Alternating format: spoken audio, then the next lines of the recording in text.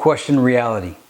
What if reality is an alternate reality game, an ARG? And when we say ARG, we have to differentiate between ARG, which is the game, an alternate reality game, an RPG, role-playing game, an MMORPG, massively multiplayer online role-playing game, MMO, massively multiplayer online, a persistent world. Persistent worlds are like World of Warcraft, Second Life, and reality, because even when you go to sleep, the world still turns, the money never sleeps, people are still awake somewhere. So I always found the persistent world genre or classification to be the most intriguing when we speak about questioning reality. And then you have AI, artificial intelligence, AR, augmented reality, and VR, virtual reality. All of these are different. They're not the same. But having all of these in existence is quite interesting. All these different variations of artificial experiences. Back when I was in college, I was a test subject of the new technology. I was in college when the World Wide Web first was invented. Well, it wasn't invented, but it was made available in '95, and I was in college between '98 and 2001. So a lot of research was being done on how humans interact with this new technology. And so I was in observational programs where we were observed using MUDs, chat rooms, message boards, threads, and then later on, Second Life was observed.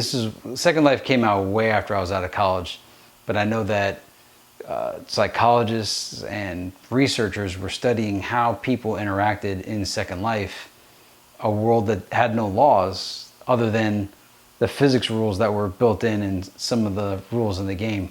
So as far as this observing people using technology, there were 3 films that came out kind of close to each other. One was called 13th Floor, another was called Vanilla Sky, and the third was called AI, Artificial Intelligence. And in all 3 of these films, there were observers that were observing gamers or users of technology. So for instance, in 13th Floor, the girl mentions to Fuller that he wasn't supposed to figure it out, that he was living in a simulation, and that there was an actual simulation within the simulation. That's what I never expected. We programmed this world so that no one in it could ever learn the truth, and you and Fuller did.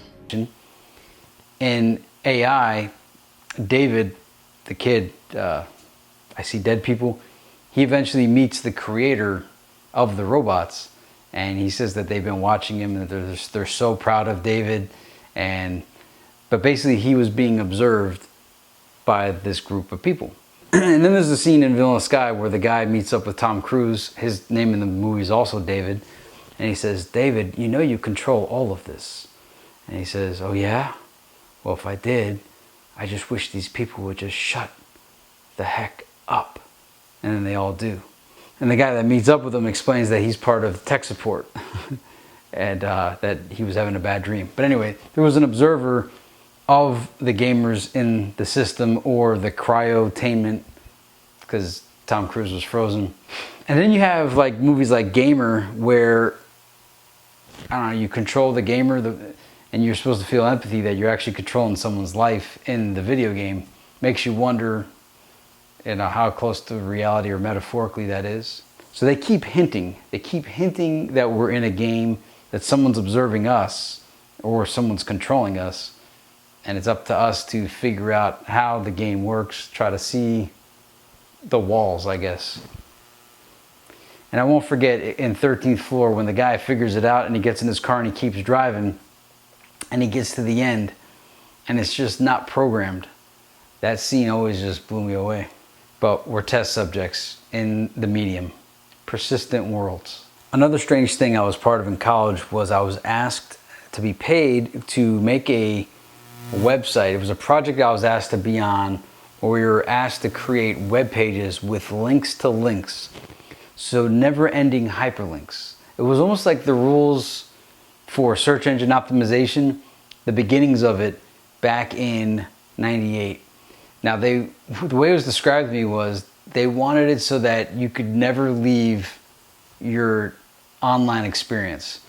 So every page you ever go to, there's always a see also or some kind of extra thing to click on, so that you're forever clicking and clicking and clicking and searching and searching and searching and searching and never ever getting to the end you can leave now. It was to like keep you locked in forever. Back then there were still programs. Websites weren't the thing yet, and it was to create like a rabbit hole of which you would be forever sucked into. Links to links to links to links to links. I forget how it was described to me. And I actually thought it was a pretty good, I thought it was a sick and twisted idea, but at the same time I thought it was a good learning tool, because it was presented to me for educational purposes, where the student keeps learning and learning and learning, like new and more information of the subject matter would continuously be presented to the student in this like program. Even though it was a locked-in program, it would like somehow expand everlastingly and never end, and would somehow interconnect to another discipline, kind of like Wikipedia. That's why on my channel I have Wikipedia Rabbit Hole, how everything just leads to something else and you could end up spending hours. As I said, search engine optimization rewards this behavior, and try using Wikipedia without losing half your day. And then we have ARGs gone wild. Alternate reality gaming gone wild. So examples of that are the artificial intelligence AI film promotion. On the poster, there was a bunch of names on there that you knew, like Steven Spielberg, Haley Joel Osment, blah, blah, blah. But then there were some names where it was revealed that these weren't even real people.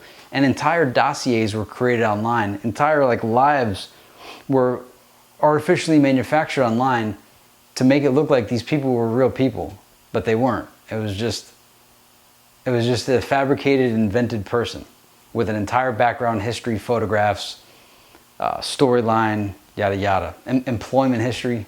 And then there was I Love Bees, which I think was to promote Halo.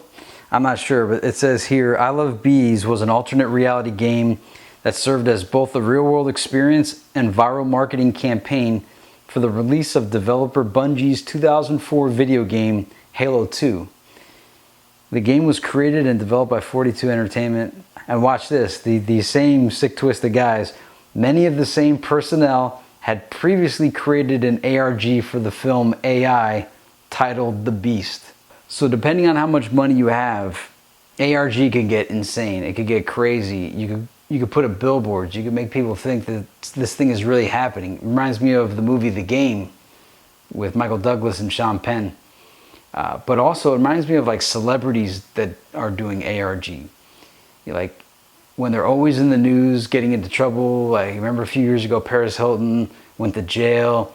Lindsay Lohan was like on drugs, and Britney Spears shaved her head. Who knows if any of that's real? A lot of people online attribute that to like escaping the Illuminati or some kind of ritual.